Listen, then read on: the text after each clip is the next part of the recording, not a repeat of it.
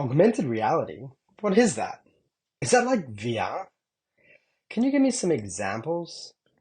And how would I use something like this in my life? These are just some of the questions I'm asked on a daily basis, and I want to answer these by exploring dozens of day-to-day scenarios with you. Are you ready to take a journey into the world of augmented reality?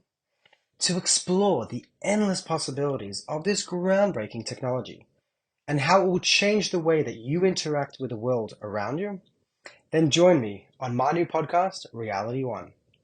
I'm Avraham Raskin, a spatial UX architect from Down Under with over a decade of experience in the field. And I'm here to guide you through the world of AR, breaking down the hype and technobabble to bring you practical, everyday examples of how this technology can enhance your life. From visualizing furniture in your living room before you buy it, to using your hand as a wand to control your lights and aircon, AR has the power to revolutionize the way that we interact with our environment. So come join me on this exciting journey into the future of user interfaces and next-gen tech. I'll see you in the future.